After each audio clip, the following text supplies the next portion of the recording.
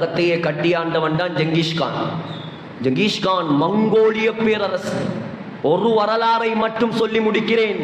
Baghdad இஸ்லாமியர்களின் முஸ்லிம்களின் central கவர்மெண்டாக இருந்தது. பக்தாத் ஜெங்கிஸ்கானுடைய காலத்தில் அப்பாசிய பேரரசு.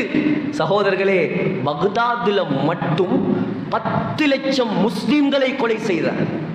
பக்தாதுல மட்டும். பக்தாதுல தான் இருந்துச்சு உலகத்திலேயே மிகப்பெரிய இஸ்லாமிக் லைப்ரரி. மிகப்பெரிய இஸ்லாமிக் லைப்ரரி. உலமாக்கள் எழுதுறாங்க 1,20,00,000 கிதாப் இருந்துச்சாம். அது 1,20,00,000 கிதாப். சகோதரர்களே, அந்த லைப்ரரியை பத்த வச்சு அந்த சாம்பலை எடுத்து என்ன செய்தான்? பக்தாதுல ஓடக்கூடிய யூப்ரட்டிஸ் நதியில போட்டான், ஃபுராத்துல.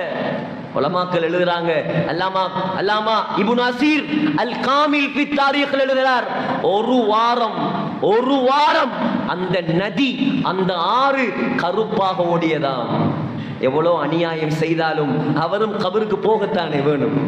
கபருக்கு போகத்தானே வேணும். சகோதரர்களே, சக்கராத்துல சொன்னானாம் ஜெங்கிஸ்கான், ஏ மக்களே, என்னுடைய ஜனாசாவை கொண்டு போகும் பொழுது என்னுடைய 2 கைகளையும் சந்தூக்குக்கு வெளியே தொங்க போட்டு கொண்டு செல்லுங்கள். முஸ்லிம்கள் மௌத்தானாலும் முஸ்லிம் இல்லாதவர்கள் மௌத்தானாலும் ஜனாசாவை எப்படி கொண்டு போற? தக்பீர் கட்டித்தானே கொண்டு போற. ஏன் அப்படி தொங்க விட வேண்டும்? சொன்னானாம், உலகத்தில் உள்ள மக்கள் எல்லாம் விளங்கி கொள்ளட்டும், உலகத்தையே கட்டியாண்ட ஜெங்கிஸ்கான் கூட கபருக்கு போகும்போது வெறுங்கையோட தான் போறான். இதுதான் உண்மை. சகோதரர்களே, எவ்வளவு பெரிய லக்ஸரி வெஹிக்கிள்ல போயிருக்கலாம், எவ்வளவு அடுக்குமாடி தொடரில் வாழ்ந்திருக்கலாம், ஆனால் 1 ரூபா சல்லி கூட கொண்டு போக முடியாது. அல்லாஹ்வுக்காக வாழ்வோம் சகோதரர்களே. ஒரு பெண்ணுடைய ஜனாசாவுல காதுல இருந்த காதுப்பு கலண்டு வரல. ஷரியத்துடைய சட்டம் என்ன? காதுல உள்ள நகை, கையில உள்ள நகை கலண்டு வராட்டி என்ன செய்யணும்? ஜனாசாவை நகையோட அப்படியே அடக்கிறது தான். ஈமான் கெட்ட குடும்பம் என்ன தெரியுமா செஞ்சிச்சு? காதை வெட்டி அந்த காதுப்பை கலட்டி எடுத்தார்கள். இதுதான் உலகம். உன்னுடைய ஒரு உடுப்பை கூட விட மாட்டார்கள். அல்லாஹ்வுக்காக வாழ்வோம் சகோதரர்களே. அல்லாஹ்வுக்காக நிர்வாகம் செய்வோம். அடுத்த நிர்வாக தெரிவு இருக்கிறது இந்த பள்ளி வாசலில். கவனமாக இருங்கள். இந்த பள்ளி ஏராவூர் பெரிய பள்ளிவாசல், முஹைத்தீன் ஜும்மா பள்ளிவாசல், இது என்னுடைய பள்ளியும் அல்ல, இது நிர்வாகத்தினுடைய பள்ளியும் அல்ல, இது யாருடைய பள்ளியும் அல்ல. இது யாருடைய பள்ளி தெரியுமா? இது அல்லாஹ்வுடைய பள்ளி. இது அல்லாஹ்வுடைய மாளிகை. இது நிர்வாகத்துக்கு வரக்கூடியவர்களுடைய பொறுப்பு, நிர்வாகத்தை தெரிவு செய்யக்கூடிய பொதுமக்களுடைய பொறுப்பு. அல்லாஹ் என்ன நிபந்தனையை சொல்கிறானோ, ஏண்ட பள்ளிவாசல்ல இப்படியானவன் தான் நிர்வாகம் செய்யணும்னு அல்லாஹ் சூரத்துல் பக்ரால சொல்லி இருக்கான்.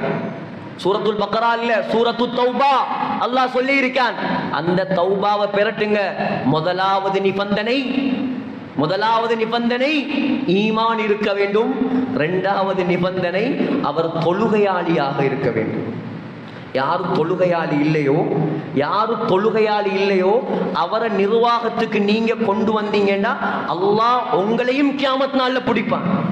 தொழுகை இல்லாதவர் நிர்வாகம் கிடைச்சாலும் அஸ்ஸலாமு அலைக்கும் வரஹ்மத்துல்லாஹி வபரகாத்துஹு மரியாதையோடு ஒழுக்கத்தோடு இந்த பள்ளிவாசல் நிர்வாகத்திலிருந்து விலகிக் கொள்ளும்.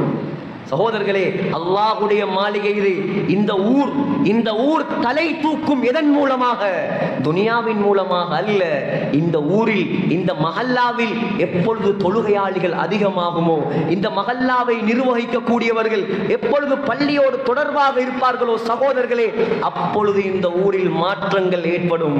உலமாக்கள் நிறைந்த ஊர் ஏராவூர், தாயிக்கள் நிறைந்த ஊர் ஏராவூர், நல்லவர்கள் வலிமார்கள் வாழ்ந்த ஊர்.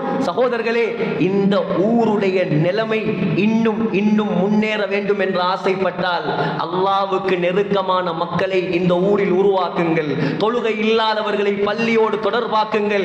யாரெல்லாம் பெரும் பாவங்களில், வட்டியில், விபச்சாரத்தில் மறைந்தும் மறையாமலும் ஈடுபடுகிறார்களோ அவர்களுடைய காலை கையை பிடித்தாவது அவர்களை தௌபா செய்ய வையுங்கள்.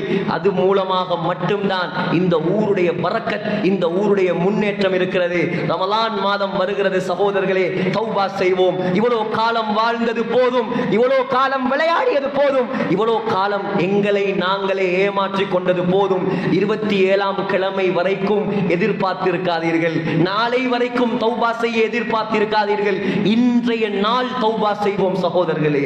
இந்த ஜும்மாவோடு தௌபா செய்வோம், அல்லாஹ்வை நெருங்குவோம், அல்லாஹ்வோடு தொடர்பாகுவோம், சக்கராத்தில் சிரித்தவர்களாக மௌத்தாகுவோம், கபரில் வெற்றி அடைவோம். இதுதான் நம்முடைய இலக்கு.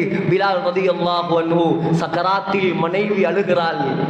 சக்கராத்தில் மனைவி அழுகிறா, வா கர்பா வா கர்பா, எனக்கு வந்த கஷ்டமே. இந்த மாப்பிள்ளை சக்கராத்தில் இருக்கிறார். ஆனால் பிலால் ரலியல்லாஹு அன்ஹு சிரிக்கிறார். பிலால் ரலியல்லாஹு அன்ஹு, வா ஃபர்ஹா, எனக்கு வந்த சந்தோஷமே. நம்முடைய சக்கராத்தை அல்லாஹ் அப்படி ஆக்குவானாக. வா ஃபர்ஹா கதன் நல்கல் அஹிப்பா முஹம்மதன் வ ஸஹ்பா. ஏன் அழுகிறாய்? எனக்கு எவ்வளவு சந்தோஷம் தெரியுமா? நான் மௌத்தாகி ஸல்லல்லாஹு அலைஹி வஸல்லம் பார்க்க போறேன், சஹாபாக்களை பார்க்க போறேன், அல்லாஹ்வை பார்க்க போறேன். மன் அஹப்ப லிகா அல்லாஹ், யார் அல்லாஹ்வை சந்திக்க வேண்டும் என்று ஆசைப்படுகிறீர்களோ, அஹப்பல்லாஹு லிகா, உங்களை சந்திக்க வேண்டும் என்று அல்லாஹ் ஆசையோடு இருக்கிறார்.